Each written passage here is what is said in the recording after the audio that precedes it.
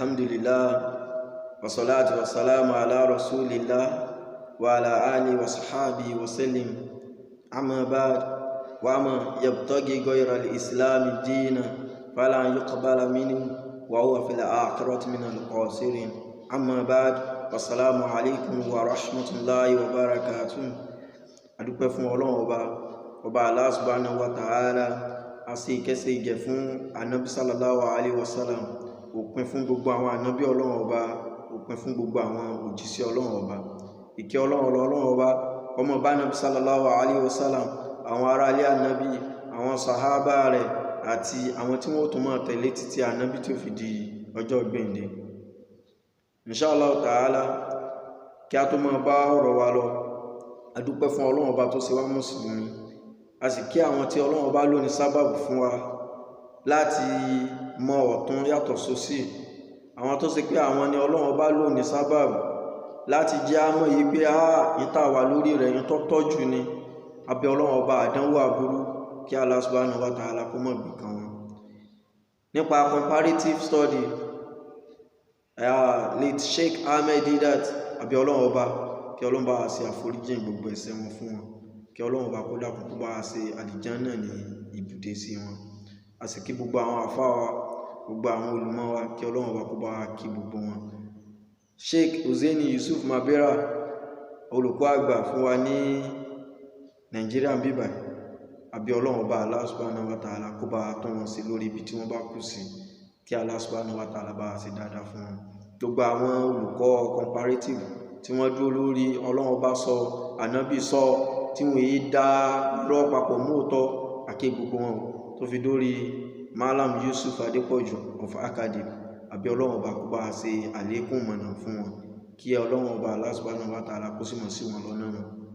Àwa náà tí à ń sọ̀rọ̀, akẹ́kọ̀ọ́ comparative ni wá, so kìí ṣe pé a fẹ́ máa yànnàná àwọn masáìlú inú ẹ̀sìn Islam táwa náà ti di olùmọ̀ àgbà kí wọ́n kú tí àwà láà. A fẹ́ máa sọ táàmù nípa comparative. Tá a bá sì ti dé àwọn agbọ́n nìkan ilé tó ṣe pé ó bùkátà sí àlàyé látẹnu àwọn àfẹ́ẹ̀sìn, inshallah ta'ala, àwọn táàmù yìí pé Ọlọ́run ní kórí wọn ó pé ju tiwa lọ lágbọ́n ni á pè wọ́n, àwọn ni wọ́n bá wa dá sí. Àkọlé wa, Islam or Christianity. Ṣé Islam ni àbí Christianity?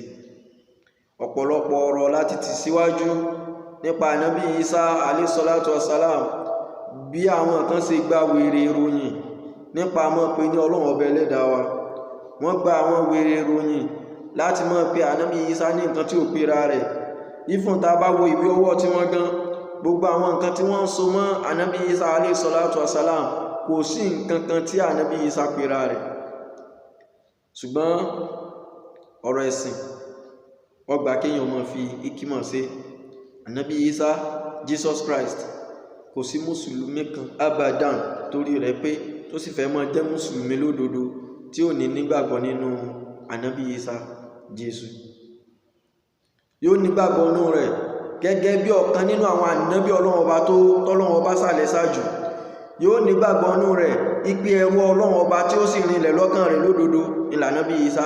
Yóò nígbàgbọ́ nínú Ànábì Isa pé tòótọ́ ni Ọlọ́run ọba ṣẹ̀ṣà dídá rẹ̀ látara ìyá wa Maryam tí ò ní ìbálòpọ̀ ọkùnrin kankan. Yóò sì nígbàgbọ́ pé Ànábì Isa ó ṣe àwọn iṣẹ́ ìyanu kan tí Ọlọ́run ọba gbọ́wọ́ rẹ̀ sígbà tó wà láyé. So mùsùlùmí ẹsẹni tí wọ́n mọ̀ sọ̀rọ̀ ìpè Jesus Christ ó ṣe kinní kan tó náà wá fà kékọ́ rí pé Jésù wò kinní kan láà, àwọn ò ní ṣe bá wọn. Ta'alaw ila kalimatin sawahin baynana wa baynakum. Lẹ́yìn ká pè wọ́n kí a gbìyànjú àti bá wọn ṣe ìsọ ọ̀rọ̀ bí ẹwọ́n tó dọ́gba láàrin wa. Ọlọ́run ọba ń bẹ bẹ́ẹ̀ ni, mélòó ni Ọlọ́run ọba mẹ́ta ni ẹyọ kan ni, ẹyọ kan lọ́yọ́ jẹ́, ẹwòye síbí ẹwòye síbí ẹwòye síbí. Ìtí Bíbélì sọ ìtọ́sọ rẹ̀, ìtí Kùránì sọ ìtọ́sọ ìtàmọ̀ sí ni. Àní nígbà náà o, wọ́n ti sọ tó yàtọ̀ sí ti wa, ẹjá dáná sunlé wọn, ẹjá mọ́ bú wọn. Islam kọ́ wa bẹ́ẹ̀. Ìdíwí ila sabili bil hikma wal mau'izati hasana, ìtọ́lọ́wọ́n bá pa wá láṣẹ. Ẹ̀sìn táwọn mùsùlùmí mi ọba sọ̀rọ̀ ó ti lè mọ yín jù alákatakítí ní ẹ̀yin ò tí ì mọ jù kẹ́ ẹ mọ̀ bẹ́ẹ̀nà àtẹ́lú ẹ̀sìn kan lọ. Why can't you just propagate your religion without condemning other religion? A ní òye yín ọlọ́run ọba ní wàá mọ̀ yẹ̀tọ́gì gọ́ọ̀rọ̀ ìsìláàmì dínà fàlà yuqbala minhu wa huwa fil akhirati minal khasirin. ọlọ́run ọba ní ẹnikẹ́ni tó bá lọ mú nǹkan míì wá yàtọ̀ sí ìsìláàmù tí wàá ń pè lẹ́sìn tó ṣe pọ́n ní fíńsẹ̀sì ti tiẹ̀ tó lọ mú nǹkan míì wá tó yàtọ̀ sí tá a fi rán gbogbo àwọn ànábì ọlọ́run ọba tó fi dórí ànábì sallallahu alaihi wasallam tí wàá ń pè lẹ́sìn fàlà yuqbala minhu ọlọ́run ọba láàrin gbà lọ rẹ̀ wàhú abẹ́lẹ̀ àkọ́rọ̀tì ọlọ́run bá tún tó bá tún di ọjọ́ gbéǹde yóò tún wà nínú àwọn ẹni òfò. Kí wá láwọn afẹ́ fáwọn níbo àwọn ti lọ mú nǹkan mẹ́wàá ní ẹ̀sìn ìpele méjì tí ọ̀rọ̀ ń pín sí tán bá lọ mú wá ànígbà wọ́n wà ní ẹni òfò. Wọ́n ti kọ́kọ́ lọ mú wá báyìí wọ́n ti mú Yahudiyya wá gẹ́gẹ́ bí ẹ̀sìn, Nasraniyya gẹ́gẹ́ bí ẹ̀sìn àtàwọn yàyà yòókù náà wọ́n ti mú wá gẹ́gẹ́ bí ẹ̀sìn. Ìfún Súfí wọ́n mú wá gẹ́gẹ́ bí ẹ̀sìn. Àwọn èèyàn wa sì ní wọn ìbẹ́nu àwọn èèyàn yìí tí wọ́n ṣe Islam tán jẹ́ bàbá wa, ìbẹ́nu àwọn èèyàn tí wọ́n ṣe Islam tán jẹ́ ìyá wa, ìbẹ́nu àwọn èèyàn tí wọ́n ṣe Islam tán jẹ́ ọ̀rẹ́ wa, tán jẹ́ alábàgbé wa, tán jẹ́ níta fẹ́ràn jùlọ láwùjọ. Tàbá ti lanu pa fẹ́ ṣe wáàsí fún wọn mùsùlùmí ní ọkọ̀ mọ́ mú àyà wa yí pé lakum dinukum waliyadin. Ìbẹ́sìn tiwantiwa tí wọ́n ẹ fi wọ́n lẹ́nà ìbá ń ṣe ìgbìyànjú tẹ̀bá tó wá ń ṣe wá sí pé ọlọ́run bá ní Islam nìkan ńlọ náà ẹni tó bá mú nǹkan mi wá yàtọ̀ sí Islam inú ẹni òfò níwọ̀ mùsùlùmí ó tún máa sọ fún yín pé la ikraha fi din sáà wá ń fi kankan mú wọn. Àlàyé ẹ̀sìn lélẹ̀ fẹ́ni tó bá létí tí ọlọ́run bá sì ti kọ́dà rí pé yóò mọ̀ ní àbẹ̀ ọlọ́run bá kọ́ mọ̀ sí àwa náà ní ọ̀nà mọ́. Gbogbo àwọn tí wọ́n wá sí mùsùlùmí tí wọ́n sì jẹ́ ìyàn wa kí ni ojú kòkòrò táwọn sí ká fi wọ́n lẹ́ kí wọ́n wọná rọrùn àbí ká máa ṣe ojú kòkòrò bá ṣe jọ wọ àlìjánà ní àwùjọ wa. Tí a bá wọkọ̀ bóyá ń travel tí mọ́tò bá ti sí báyìí ẹ ti máa gbọ́ please let us close our eyes for prayer. Mo sì ṣàdúrà mo ṣe tán bá ṣe náà lọ́pọ̀ ọgbà ẹ máa gbọ́ nítorí ọlọ́run bá fi aráyé tó bẹ́ẹ̀ gẹ́ all sorts of things mo sì wá sí fún eléyìí òkú lọ́dọ̀ ẹni kankan ìfún lọ́dọ̀ mùsùlùmí. Ẹ̀tùn rí mùsùlùmí mẹ́nu mọ́tò òun náà tún sáré mọ́ńká chief yọ́ mọ́ fi nǹkan borí àmì bọ̀tí mùsùlùmí kan bá lanu sọ pé Islam nìkan lẹ̀sìn Allah subhanahu wa ta'ala sọ pé Ànábì sọ pé mùsùlùmí ẹgbẹ́ rẹ̀ ní ọmọ fún lẹ́sìn alákatakítí ni.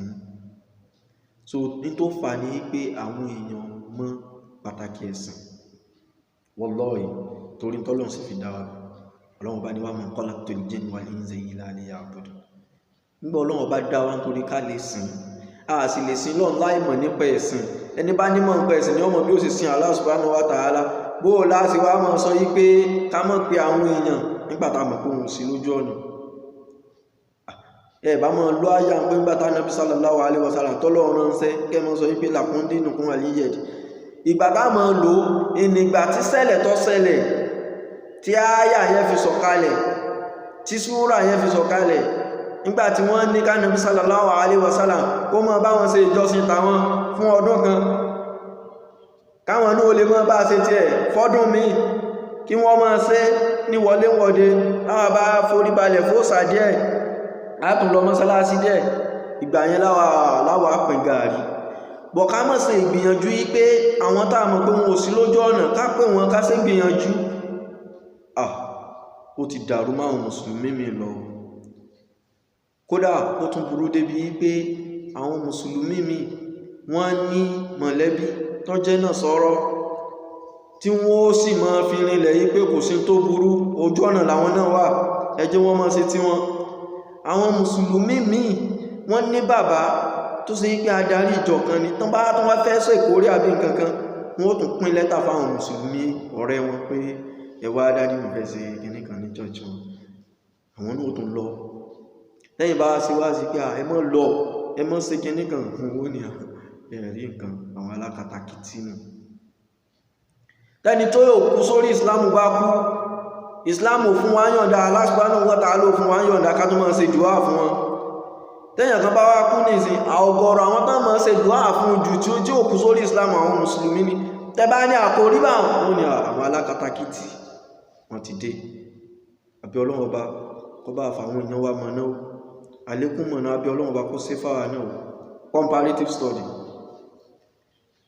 ìní táwà fẹ́ máa sọ pé àfá kan lẹ́wà mọ̀ káwọn mọ̀sáyé ìlú Islam kan wá pé bá yanjú rẹ̀ bọ̀ comparator làwà ká yànnàná nípa ìtàwọn èèyàn ń pè lẹ́sìn tí ìṣẹ̀sìn àti Islam tó jẹ́ Islam pọ̀nbélé, Islam tí wọ́n ìlú tí wọ́n ìdá nǹkan pọ̀ mọ́. So ìgbìyànjú tí àwa ṣe nílé, àbí Ọlọ́run bá kó sí àlékún ìmọ̀ fáwa náà àti àlékún ìtọ́sọ́nà. Comparative studies àti mọ̀ yí pé tàbá ní à ń compare, a mọ̀ compare láàrin òdodo àti irọ́. Al-haqqu wahid, òdodo ẹyọ kan náà ni máa ń jẹ́. In fact nínú logical symbolic logic àtàwọn logical topic mi nínú science wọ́n sọ yí pé a statement is either true or false but can never be both. Statement yóò máa jẹ́ òótọ́ tàbí kó jẹ́ irọ́ ni, bọ̀ kò ní jẹ́ òótọ́ àti irọ́ lẹ́ẹ̀kan náà. So òdodo ẹyọ kan náà ni, kí Ọlọ́run bá kọ́ dákun kó fi ẹsẹ̀ wa rinlẹ̀ lórí òdodo. Kò sí iyèméjì ńbẹ̀ o wípé ní tá fẹ́ máa sọ yìí torí àwùjọ táwa wà, àwa tá a pọ̀jù náà ni mùsùlùmí àti kìrìsìtẹ́nì. So àwa máa sọ̀rọ̀ torí àwọn náà fẹ́ràn wa. Wallahi ìjọ Sunday la wà yìí lónìí nísìnyí, àwọn tán bá ń gbé Sẹ̀lẹ́ láàlókun area, Alájà Sara Street, Ìsokùn Tuntun, Jàre Emily, gbogbo àwọn ọ̀nà bá họ́ọ̀lù Jehovah Witness kan ń bẹ ní tòsí àárín yẹn tí a kàn. So tán bá ti jáde ń bẹ báyìí wọ́n mọ polongo Jésù kí fáwọn èèyàn. Àìmọ́ ìgbà náà ti pàdé wa, bọ̀ ní ìsìnkú fi Ọlọ́run bá búra wọ́n máa ń skip tèmi ni, wọn ò yàdọ̀ mímọ́ bóyá ti sì pàdé lórí mi kò yé mi. Wọ́n máa ń skip mi ni, wọn ò yà. Mo tó máa ń gbìyànjú àti invite wọn gan, wọn ní yá. Wallahi wọn ní yá torí pa àtijọ́ sọ̀rọ̀ wọ́n ti wá dá ọ̀dọ̀ mi, wọ́n ti dá sójú. So wọ́n láwọn fẹ́ràn wa, ọgbà ìdẹ̀ra táwọn fẹ́ dé sí tó bá padà yá, tá bá kú tán tí Ọlọ́run bá gbé wa dìde, àlìjánà táwọn fẹ́ dé sí paradise yẹn làwọn fẹ́ káwa náà dé sí. Torí rẹ̀ náà fi máa ń ṣe wàásù fún wa. Wọ́n ní ká gbà pé Christianity lọ́nà, Jésù sì ní ọ̀nà àti ìyè, ẹnikẹ́ni tó bá gbàgbọ́ kì yóò kú ṣùgbọ́n yóò ní kíni, yóò yè, yóò sì ní ìṣẹ̀mí ayé àìnípẹ̀kun. Gbogbo ẹ̀ bá wọn. Tí mùsùlùmí kan bá wá gbìyànjú rẹ̀ tọ́lọ sí àbí tí wá ń pẹ́ fáwọn èèyàn, ẹgbà Islam lọ náà, ẹni tí ó bá sí Islam tó bí ilé kú iná nílọ, ẹ̀dàkùn sí Islam ọ̀lá lè pẹ́jọ. Wọ́n ní inú àwọn alákatakítí ìlélé wa. Kódà kò ní jẹ́ yàlẹ́nu pé mùsùlùmí náà ní ọmọ sọ pé tí ó ti lé mọ́ ọdún lọ́nà tí gbogbo tí wọ́n ní mọ́ ń láta. Àbí Ọlọ́run bá kó bá tọ́ àwọn èèyàn wá sí. So ẹ̀sìn méjì ni àwọn ní comparative pín sí: divine and artificial religion, divine and undivine religion, the true and the false religions, the godly religion and the ungodly religion. Ẹ̀sìn tó ṣe pé ọ̀dọ̀ Ọlọ́run ló ti wá ẹyọ kan ni. Òun ni Adam ìlóṣe, òun ni Noah ìlóṣe, òun ni Joseph ìlóṣe, òun ni Jacob ìlóṣe, òun ni Abraham ṣe, òun ni Moses ṣe, òun ni Zachariah ṣe, gbogbo wọn pátápátá ni wọ́n ṣe títí tó fi dórí Ahmad Muhammad sallallahu alaihi wasallam. Ẹ̀sìn òdodo ẹyọ kan ni gbogbo wọn ṣe. Ṣùgbọ́n àwọn ẹ̀sìn míì tí kìí ṣe òdodo, òun làwọn èèyàn míì yà síbẹ̀ jù ní ìsìn. So bí Christianity, Judaism, Buddhism, Shintoism, Paganism, Taoism, Pantheism, Confucianism, Sufism, Voodoo and so on. Gbogbo nǹkan táwọn èèyàn ti tán pè lẹ́sìn, èwo wá lẹ́sìn Islam. Bó ní àwùjọ wa ká sọ tí ó ṣẹlẹ̀ ní àwùjọ wa, Islam or Christianity. Islam ó nílẹ̀ lọ́kàn àwọn mùsùlùmí pé ẹ̀sìn kò sì síyèméjì lórí mùsùlùmí torí rẹ̀ pé yàtọ̀ sáwọn táwọn rí ní ìsìn bí àwọn pásítọ̀ Ṣeun tó lóun kéwú fún 40 years òun lọ sí mọ́ríkàsì Agége pé mùsùlùmí lóun tẹ́lẹ̀ bọ̀ ní ìsìn padà rí kíní kan gbogbo ẹ̀ láyẹ̀nà ní inshallah.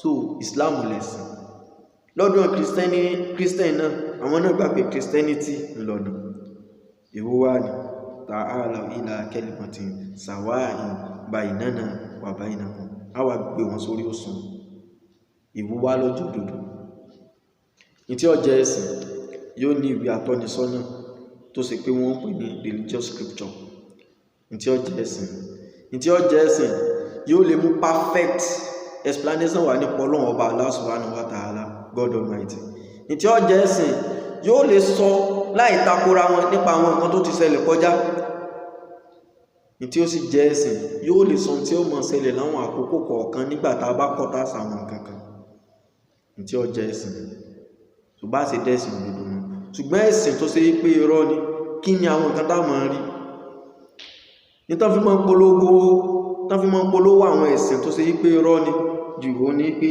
tẹ́ bá ti ṣe ẹ lówó worship with us at Center Tabernacle. You rejoice with us today and you'll be rich tomorrow. Tẹ́ bá ti jọ́sìn pẹ̀lú wa ẹ̀là gbogbo ayé yín ọ̀sẹ̀ ìwọ tó rọ̀ mọ́ bí máa bọ̀ ìwọ tó rò yín ní máa bọ̀ ìwọ tó kọ̀ rẹ̀ ń sá lọ máa bọ̀ ìwọ tí kinní kan ò sí kinní kan máa bọ̀ gbogbo ohun tí wọ́n fi máa polówó ẹ̀sìn o ní pé tẹ́ bá ti wá gbogbo ayé yín ọ̀sẹ̀ àkọ́kọ́ nù. ẹ̀kejì bí ká tún fẹ́ wọ́n ran àwọn èèyàn lọ́wọ́ kálá ń ṣe humanitarian services táwọn ọmọ ní àfilẹ́ àfitẹ̀sìn sí ẹ̀ẹ̀kan gbọ́ ààyè tí ẹ̀sìn fẹ́ fún wa nù.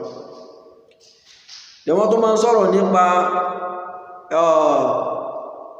ìjẹ́ ọmọnìyàn kásàmọ́ fara nira wa kámọ́sí nǹkan tó lè ọ́tí ara wa kẹwàá ló bí ọmọ dá nǹkan bójú nígbàtí ẹsẹ̀ kó rí yín gbálẹ̀ kẹ ló bí ọmọ ṣe kí ní gbogbo àwọn nǹkan báwọn àwọn ọmọ sọ wípé humanity comes first pé bọ́ ló ṣe bá láàká ìmú kẹ ní kóbìnrin ọwá tọ́lọ́wọ́ bá fún ní body shape tó dáa ẹwà ní kọ́kàn kọfà gbogbo ẹ̀ ẹ̀yìn extremism nìyẹn gbogbo ẹ̀ inshallah táwọn máa ń pèpè sí nìyẹn níta tó máa ń pèpè sí ní pé ẹ má sọ pé nìkan kan wrong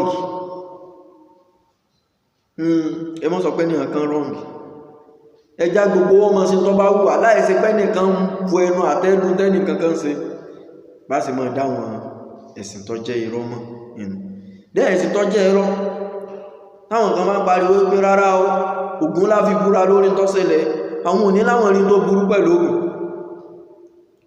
wọ́n ni ìbí kákan fi búra lásán ni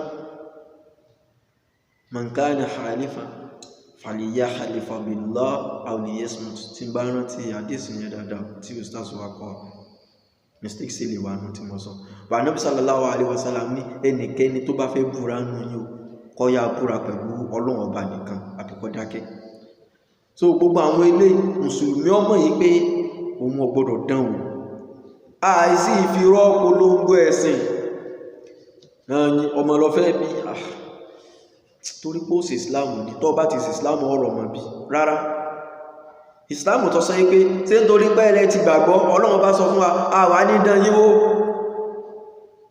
Ọlọ́run bá ní òun ọ̀dàn wa wò ìfún lẹ́yìn bàtà láti gbàgbọ́ torí ẹ̀láwà sọ fẹ́ ní àkàn pé kọ́ wá gba Islam kò ní ní ṣòro rárá àwọn ìsọ̀bà tó gbogbo àwọn ẹ̀sìn yẹn tí wọ́n fi máa polongo Islam àti Christianity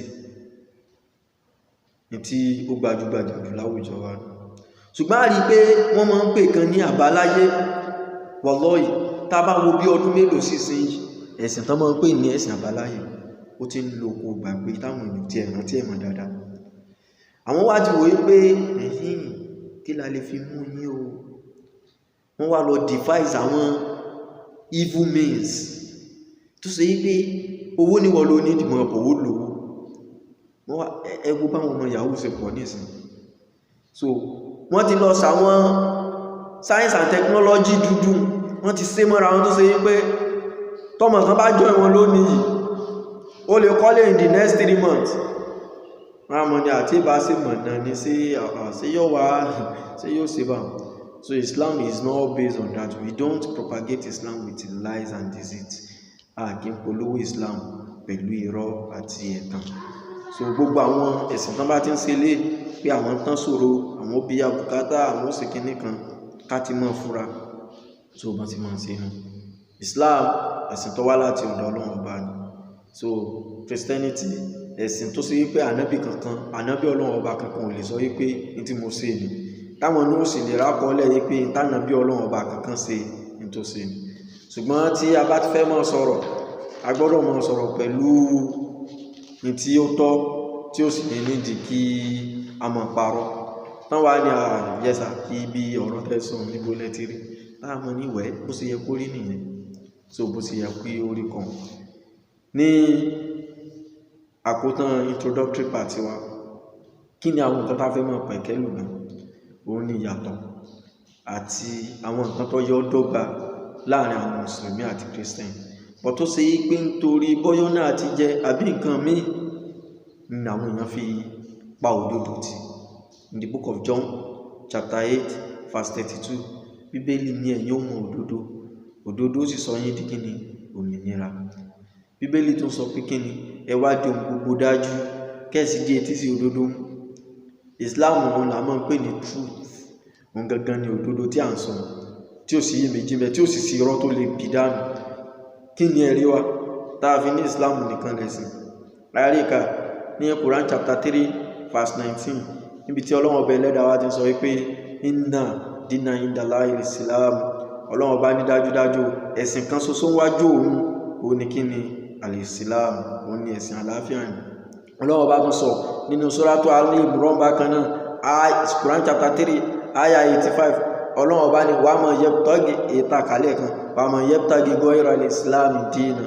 Ẹnikẹ́ni èèyàn kéèyàn ó tẹ̀lé wò ó jẹ́ kò bá jọba tó bá lọ mú nǹkan mi wà tó yàtọ̀ sí Islam lẹ́sìn fala yuqbala minhu, yóò mọ gbé nǹkan rẹ̀ kí ni o.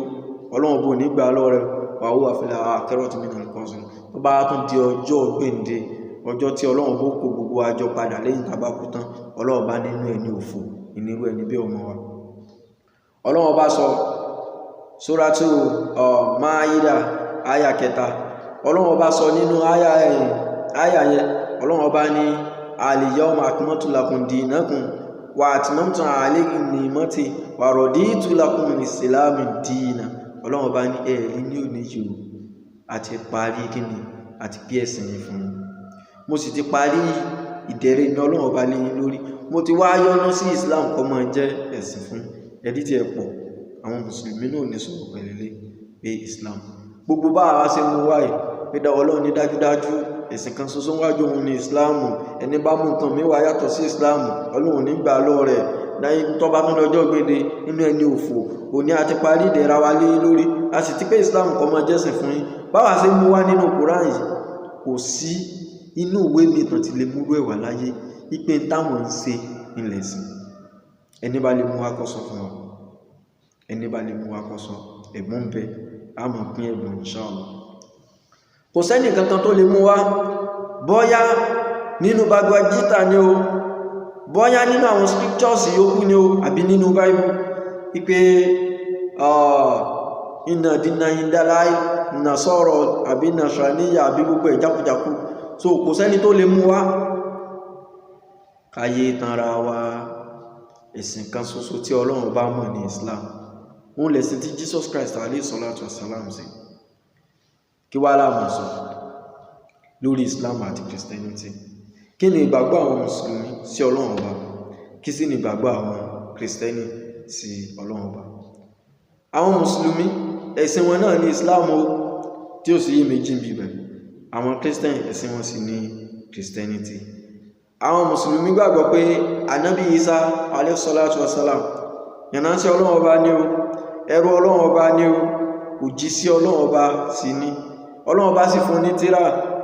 So àwọn Mùsùlùmí ó sì rin ilẹ̀ lẹ́mìí wọn yí pé Ànábì Isa kò kí ń ṣe Ọlọ́run Ọba, kò sí ń ṣe ọmọ Ọlọ́run Ọba. Ṣùgbọ́n àwọn Christian ọ̀gọ̀rọ̀ ni wọ́n gbà pé Ànábì Isa alayhi salatu wassalam Ọlọ́run Ọba ni. Lẹ́yìn àwọn kọ̀ọ̀kan bí àwọn Jehovah Witness àtàwọn kọ̀ọ̀kan táwọn ò gbà pé Ọlọ́run ọba ni Jesus Christ.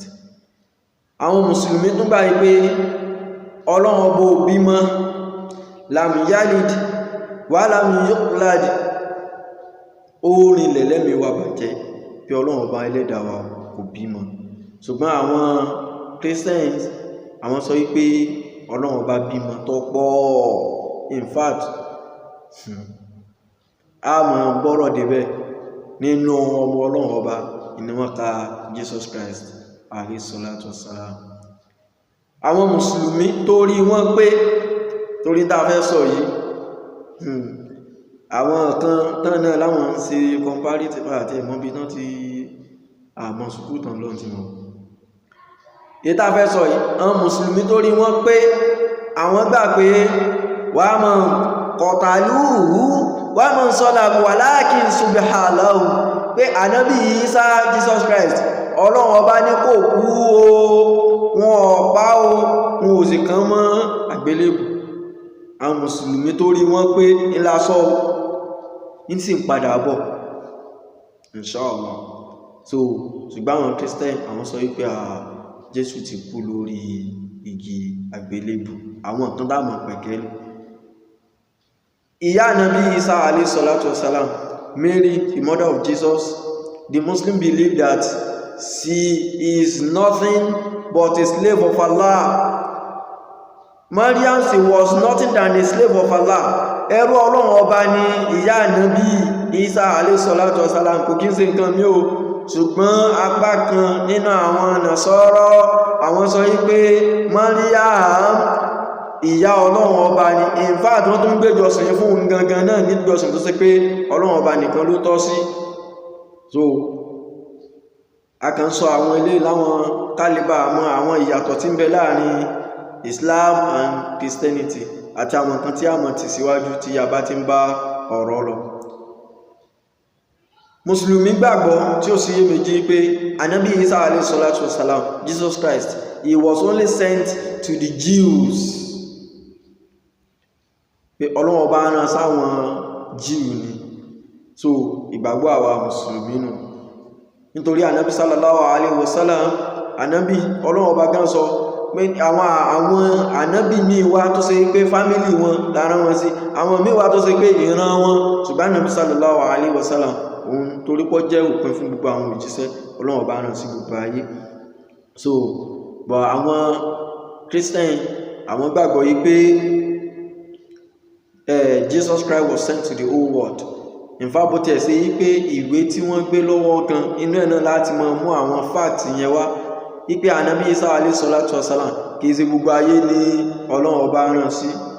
Torí nígbà Ọlọ́run bá rán sí Jíù, téèyàn kan sí nígbàgbọ́ ọ̀nù rẹ̀ ní Nàìjíríà tó jẹ́ Yíbò, tó jẹ́ Yorùbá, tó jẹ́ Haúsá, téèyàn kan tún nígbàgbọ́ sí ní Guinea, ní South Africa, ní gbogbo ẹ̀bá wọn kì í sì ṣe tribe Jíù.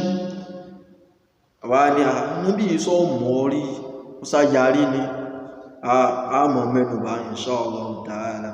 And Mùsùlùmí gbàgbọ́ nípa pé Ọlọ́run ọba ẹyọ̀kan ni kò dàrú. Tawhid tó ṣe pàtàkì. Kèé torí rẹ̀ láfi ní Súfí tó wà nù comparative tàbí mọ́ ìyànnà ìlò náà. Torí àwọn kan gbàgbọ́ bí wahdatul wujud ní gbogbo nǹkan náà lọ́lọ́run ní gbogbo nǹkan. Wọ́n náà sì pèrè àwọn Mùsùlùmí irọ́ lásán lélẹ̀ o. So àwọn Nasara, àwọn Christian àwọn nígbàgbọ́ nù Ọlọ́run mẹ́ta lọ́kan, pé 1 + 1 + 1 = 1. Mathematics àti ìmọ̀ sọ́ọ̀sì ẹ̀ tó fi dùn níyì kí Allah subhanahu wa ta'ala kó ṣàánú wa.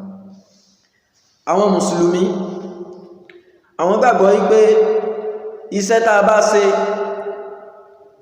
pẹ̀lú ikhlas àti ìmọ̀ tọrọ àforíjìn òní ó jẹyàn ńlá níwájú Ọlọ́run ọba. Iṣẹ́ ẹ̀sìn tọ́lọ́run ọba pa wá láṣẹ pé ká ṣe, ṣíṣe nípa pé à ń ṣe tọ́lọ́run ní ká ṣe, ṣíṣe nípa pé à ń jìnnà sí tọ́lọ́run ọba ní a mọ̀ ṣe, àti ìmọ̀ tọrọ àforíjìn nígbà tá a bá ti ṣàṣìṣe òní ó jẹyàn orí ojú rere Ọlọ́run ọba tí ó jẹ́ kọ́lọ́run ọba yọ́nú síyàn kéèyàn ó sì wà nínú ẹni tí ó wà àlìjánnà. Ṣùgbọ́n àwọn Christian àwọn sọ pé rárá o, ìtàjẹ̀ẹ́lẹ̀ Jésù lórí igi àgbélébù òun ló jẹ́ kí gbogbo ayé ó là kúrò nínú ẹ̀ṣẹ̀. Subhanallah. So I discuss gbogbo extensively inshallah. Àwa nígbàgbọ́ pé gbogbo àwọn ànábì Ọlọ́run ọba ló sẹ̀sà wọn láti jẹ́ ìránṣẹ́ rẹ̀. Ọlọ́run ọba ló sì mọ ibi tí máa ń gbé iṣẹ́ rẹ̀ lé ní lọ́mọ ẹni tí ó ránṣẹ́ rẹ̀. Àwa gbà pé wo ní akùdé kankan. Amana rasulu bima unsila ilayhi min rabbi wal mu'minun qulu amana billahi wa malaikatihi wa kutubihi wa rusulihi la nufariqu bayna ahadi min rusuli.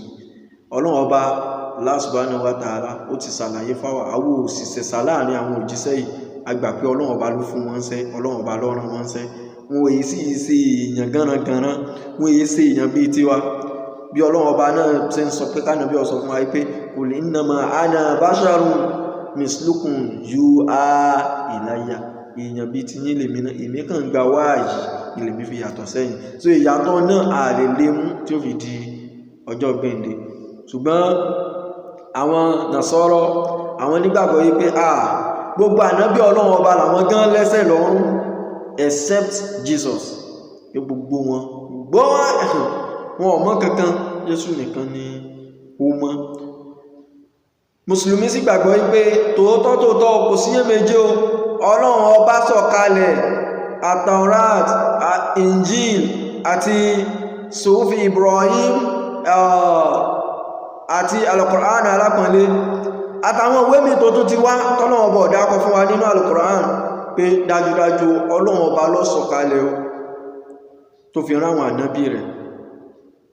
So àwa nígbàgbọ́ ní gbogbo àwọn ilé, a sì nígbàgbọ́ yí pé Injil tí Ọlọ́run ọba sọ̀kalẹ̀ fún ànábì Isa alayhi salatu wasalam òun kọ́ ní Bíbélì tí àwọn Nasara ń gbé kíní sí. Because the book in their hand has been mutilated beyond recognition. Wọ́n ti tọwọ́ bọ̀, wọ́n ti bàjẹ́. So we will discuss that extensively inshallah in our next discussion inshallah. So bọ̀ àwọn Nasara àwọn gbàgbé Bíbélì yìí kò ní ẹ̀rọ ẹ̀yọ̀ kan báyìí, ìgbàgbọ́ tí wọ́n. Ṣé lóòótọ́ ni àbírọ́ á sọ gbàgbé Bíbélì kò ní ẹ̀rọ kankan, but inshallah á sọ in the light of that book itself. Then a nígbàgbọ́ pé Ọlọ́run ọba Allah subhanahu wa ta'ala àwa mùsùlùmí pé Ọlọ́run ọba ẹyọ kan ṣoṣo, òun náà ni ọba tó ṣe pé òun ló lágbára lórí gbogbo tó dá, òun sì ni ó máa ṣe ìdájọ́ lórí gbogbo tó dá, òun sì ló lè làyàn kúrò nínú gbogbo aburú, even àti nínú ìyà sàárè àti ìyà ọjọ́ ìgbéǹde àkíyàmọ́. Ọlọ́run ọba nìkan ni ó lè làyàn. Gbogbo àwọn Christian àwọn yarí wọn ní rárá o, Jésù ni ó dájọ́ gbogbo ayé, òní ó dájọ́ gbogbo ayé. Torí àti máa sọ pé fàyè rẹ fún Jésù kò lè rí gbòsàn àti gbàlà, àwọn òsì ní fàyè wá fún àwọn ọkàn gbàgbọ́ gẹ́gẹ́ bí ànábì Ọlọ́run ọba. Dẹ́ àwa mùsùlùmí a gbàgbọ́ pé àìjogún ẹ̀ṣẹ̀. Ànábì sallallahu alaihi wasallam, ànábì ní gbogbo ọmọ tán bá bí wọ́n máa ń bí lẹ́ni tí ó lẹ́ṣẹ̀ lọ́rùn ni, tó bá jogún ẹ̀ṣẹ̀ tí ò ní gbé wáyé. Fàwọn ní pé nígbà tó Ọlọ́run ọba ní kí Ádámù àti Éfà má jẹ èso tí wọ́n ti lè jẹun, wọ́n ti dẹ́ṣẹ̀ nù. So gbogbo àwọn tá wá járọ̀ mọ́dọ́mọ wọn, ẹrù ẹ̀ṣẹ̀ yẹn ń bẹ lọ́rùn wa, so a'udhu billahi minash shaitanir rajim, kí Allah ṣàánú wa. So gbogbo ilé náà ayé nàná rẹ̀ inshallah. Mùsùlùmí máa ń ṣèjọsìn lójoojúmọ́ nínú mọ́sálásí, wọ́n máa ń ṣèjọsìn lọ́sọ̀ọ̀sẹ̀, lọ́jọ́ Jímọ̀ nínú mọ́sálásí, wọ́n máa ń ṣèjọsìn lọ́dọọdún, ọdún ìrun àwẹ̀ ní Eid, lọ́dọọdún ọdún Iléyá ní Eid. Mùsùlùmí máa ń ṣèjọsìn lọ́dọọdún ní Mẹ́kà. Wọ́n lọ sí Mẹ́kà, wọ́n lọ sí Hajj. So mùsùlùmí máa ń ṣe lé bó ṣe wà lákọọ́lẹ̀ nínú Al-Qur'an alápọ̀nlé. Àwọn Nasara, àwọn Christian, wọ́n máa lọ church ọjọ́ Sunday, àwọn kan Saturday, àwọn kan àti bẹ́ẹ̀ bẹ́ẹ̀ lọ, wọ́n sì máa ń lọ Jerusalem, wọ́n máa ń ṣe gbogbo ẹ̀ bí ó ṣe sí ní àkọọ́lẹ̀ nínú Bíbélì. Inshallah gbogbo ẹ̀ ni a discuss. Finally, a tún mẹ́nubà ká máa gbẹ́ ère, ká máa sọ àsokọ́ ọrùn, ká máa yàwòrán, bóyá wòrán Ọlọ́run mi wọ́n sì máa ń sọ, bóyá wòrán ẹni Ọlọ́run kan táyé wọ́n rò pé ní eré ni, bóyá wòrán ànábí Ọlọ́run ọba kan táwọn rò pé ànábí Ọlọ́run ọba ni. Gbogbo àwọn àwòrán yìí mùsùlùmí máa ń jìnnà sí àwọn ẹsẹ̀ àwọn tó máa ń ṣe náà mùsùlùmí, torí ẹ̀ la fi páàkì wọn sẹ́gbẹ́ kan pé ọ̀rọ̀ pọ̀ lórí tiwọn náà. Àwọn onísúfí tí wọ́n gbé fọ́tò sheik náà mọ̀ gbé sáyà, wọ́n lẹ̀ mọ́ mọ́sálásí tán tí ń ṣe sọ́lá, wọ́n mọ̀ forí balẹ̀ fún, wọ́n mọ̀ wárí fún, wọ́n mọ̀ gbéjọsìn fún wọn, wọ́n wá mọ̀ lójú wá dúdú ni kò lè yé wa àmọ́ tá ń sọ ni. So gbogbo ẹ̀ náà la sọ in the light of comparative, inshallah. So gbogbo àwọn eléyàwó ẹsẹ ẹ̀ ní rí mùsùlùmí kan kọ́ wá ní ìtí mọ̀ ìyà sára fọ́tò ànábì agbé mọ́sálásí wa mọ́ bájọsìn ló jàrí rárá, mùsùlùmí ò ní sí wa. So àwọn ẹsẹ ṣùgbọ́n nínú Nasraniya àwọn ò ní rárá o, ìkàntákàn báyìí, ìkàntákàn báyìí, ìkàntákàn báyìí tí wọ́n tún dé pampasì fún wọ́n lọ́rọ̀ ọba àwọn lélẹ̀ bó ṣe kú lélẹ̀ ikú rẹ̀ gan ọlá kan ní ẹjá yà wọ́n wá gbé sí ilé ìjọsìn wọn.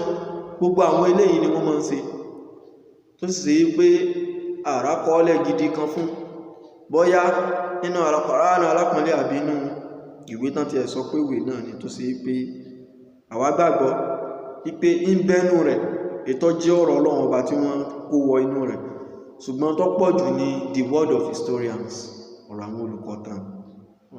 Nígbàtí Jésù ń bọ̀ ní Gálílì pàdé Matthew ní fàmì lọ́wọ́ já, gbogbo àwọn nǹkan bá àpẹẹrẹ ni ó ibẹ̀ nínú the book of Deuteronomy. Wallahi alhamdulillah ala ni'mati Islam, adúpẹ́ fọ́lọ́run, adúpẹ́ fún Ọlọ́run ọba o. Wọ́n ní Moses ìlọ́kọ the book of Deuteronomy pé òun ló kọ ìwé. Nígbà tó wá di last chapter, obituary Moses wá wà nínú ìwé tán ní Moses kọ. Bó lásìsì èèyàn máa kọ ìwé pé ìwé tí mò ń kọ yìí o, ọjọ́ báyìí ni mo kú, kódà ìgbà mo kú tán wọ́n tún wókù mi wọn ò rí, ẹni ọkọ̀ ọmọ bí òkú mi wáìdò ní yìí, èmi mo sì kọ̀wé. This is illogical, kò lọ́gán. Ṣùgbọ́n à ń bí Ọlọ́run bá náà nù rẹ̀ pé tí àlàyé bá ń lọ nítọ́lọ́run ọ̀sọ́ kọ́lọ́mọ́jà lè sọ, nítànàbí ọ̀sọ́ kọ́lọ́mọ́jà lè parọ́ rẹ̀ mánàbí, ní tí ó sí inú ìwé wọn kọ́lọ́mọ́jà lè parọ́ pé bẹ́ẹ̀ láti rí, nítẹ́nìkan kan ọ̀sọ́ kọ́lọ́mọ́jà lè ti rán rẹ̀ mẹ́nìyàn kan. Kí Ọlọ́run bá mọ́ sí àwa náà lẹ́ni tí ó padà rí ìbínú Ọlọ́run ọba kó tó kú. Àbí Ọlọ́run ọba kó dákun kó ṣe ìmọ̀nà fún wa. Kìí ṣe akatakítí, ṣùgbọ́n a mọ̀ọ́mọ̀ fi pamọ́ as last joker, torí ta bá ń sọ̀rọ̀ wọ́n ní àwọn jíjẹ ẹ̀sìn bẹ́ẹ̀ sí rí wa kó kálùkọ̀ kó mọ̀ sí tó àwa náà jíjẹ ẹ̀sìn, kò sí jẹ́ ẹ̀sìn bí kankan. Ṣùgbọ́n kí ni ìwé yín sọ gan nípa ká mọ̀ sọ̀rọ̀? Jẹ́ fún ilẹ̀ yọ̀kan ní bí 20 ìwé Àìsáyà orí kìíní ẹsẹ̀ 18 ó ní ẹwà ní ìsinsìn ẹwà àwọn owó àwọn atákìídà àwọn ọjọ́ tí yín ni àwọn tọ́rọ tẹ́ ń sọ papọ̀ mọ́ra wọn. Èyí sọ pé Jésù ni Ọlọ́run ọba, àwọn ní pé rárá ẹ̀rọ Ọlọ́run ọba ni àwọn ní wọ́n ní ẹwà pé ẹjá àjọ sàsọyé pọ̀ káfí hanra wa. So both the Bible and the Quran permit dialogue in such a manner that we not resort into chaos, in such a manner that we not resort into fight, in such a manner that we will not end up abusing each other. So gbogbo àwọn nǹkan bẹ́ẹ̀ ni so kìí pé à ń háyé sọ̀rọ̀. Inshallah a bẹ̀rẹ̀ ní next week tá a sì máa ṣàlàyé àkídà Nasraniya àti àwọn nǹkan tó jọ mọ́ títẹ̀. So tá bá parí ọ̀rọ̀ nípa ṣé Islam ni àbí Christianity. So àti ń bá lọ ní masjid wa ń bí báyìí, ṣé Islam ni àbí Sufi. So torí àwọn ibi táwa wà láwùjọ wa, àwọn èyí tí wọ́n ṣe òkè bá ní àwọn náà ti mọ̀ pé kò sí nǹkan kan bẹ́ẹ̀ náà tẹ́lẹ̀. But ohun tó jẹ́ ká máa fẹ́ sọ nípa Islam àti Christianity ni pé ọ̀pọ̀lọpọ̀ bí irú àwọn tí mo ní wọ́n sá fún mi nísìn, wọ́n ti fún mi ìwé kan rí tó ṣe yí pé wọ́n ti àwọn àyà Quran kọ̀ọ̀kan bọ inú pamphlet tí wọ́n pín. Wọ́n á ní pé ní tí Quran náà sọ nípa tá à ń sọ rè ní tí kinní kan. Ọ̀pọ̀lọpọ̀ mùsùlùmí ló ti jìn pé nǹkan kan náà ni. Wallahi, God is my witness. Aláwọn mùsùlùmí tó ṣe yí pé ọ̀dọ́ ni wọ́n, tó sì ṣe pé nítorí pé nǹkan dàrú mọ́ wọn lójú, wọ́n sì ti di Christian. So àmọ́ ìyànnà rẹ̀ alóòsì sí rọrùn fún wa. Sallallahu ala sayyidina Muhammad wa ala alihi wa sahbihi wa sallim. Wassalamu alaikum wa rahmatullahi wa barakatuh.